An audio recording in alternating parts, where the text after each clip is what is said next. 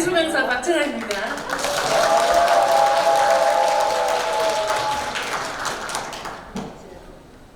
노인문화예술 교육의 현장에서 만난 어르신들의 이야기는 저에게는 영웅의 모습이셨습니다. 인생의 이야기를 예술에 담아내실 모습이 너무 기대돼서 설레네요. 모두 떨리시죠?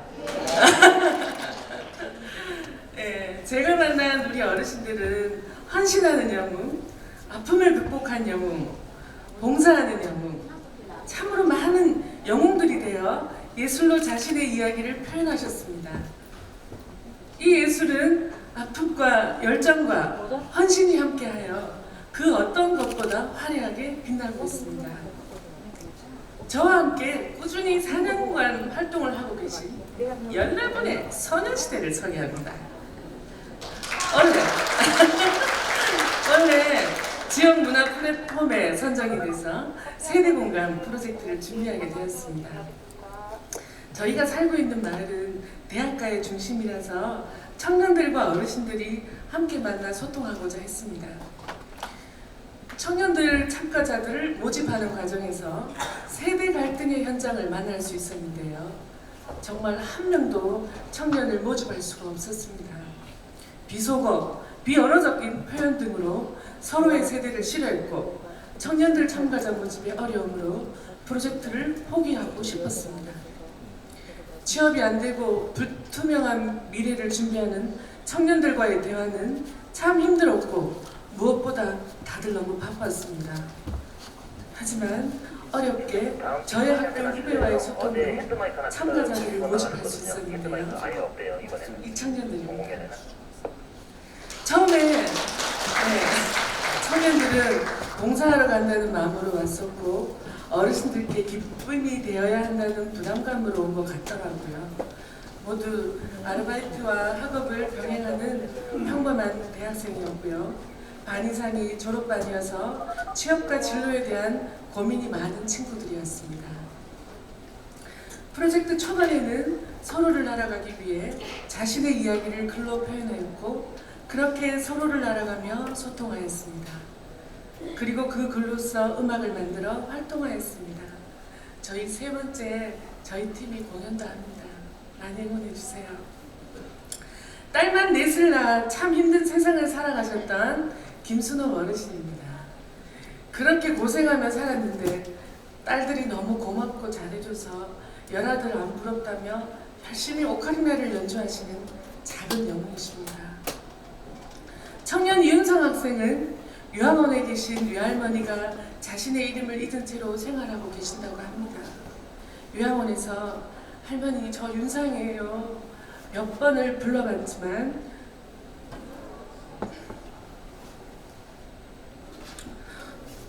불러주지 않는 슬픔을 간직한 채 기도하려왔어. 올 때마다 14분의 어르신들이 불러준 자신의 이름이 너무 고마웠다고 감사했다고 고백했습니다. 이순 어르신은 내성적인 영석이를 참 많이 걱정하시고 위로해 주셨습니다. 프로젝트가 중반쯤 흘렀을 때 갑자기 넘어지셔서 고관절을 크게 다치셨어요. 짝꿍 이순 어르신이 나오시지 않자 이영석 학생이 선생님 한 번만 들어봐 주실래요? 라며 노래를 만들어 왔더라고요. 영석이가 이순 어르신을 위해 만든 아프지 마요를 듣고 우리 모두 울었습니다. 진통제를 맞고 기어서라도 오겠다는 이순 어머님은 영웅의 모습으로 나타나 다시 영석이를 위하고 격려하며 끝까지 결석하지 않고 나오셨습니다.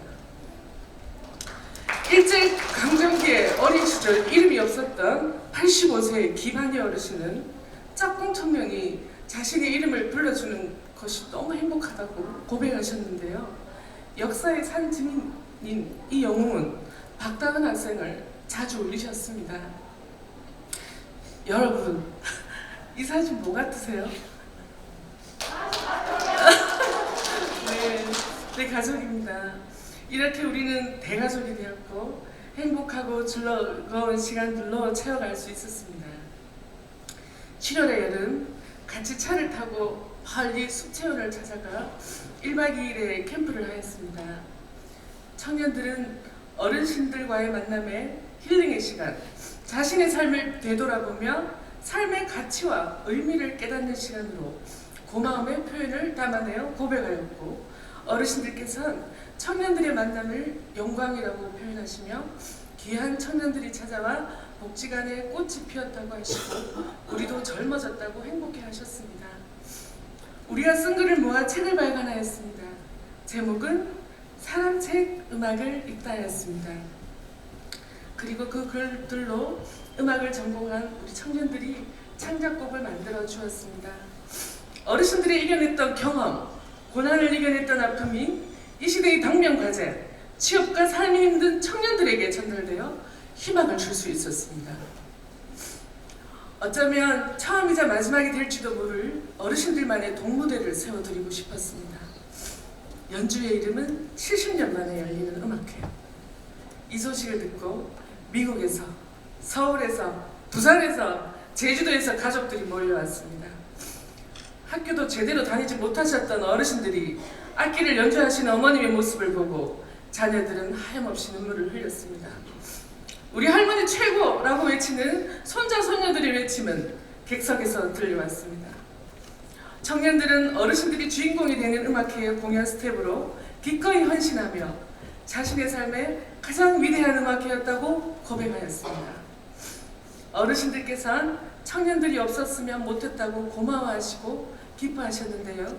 세대 공감의 예술은 서로를 세워주고 끈끈한 공동체로 모두를 행복하게 하였습니다. 참가자 모집과 시작함에 어려움이 많았지만 귀하고 값진 진정한 세대 공감이었습니다.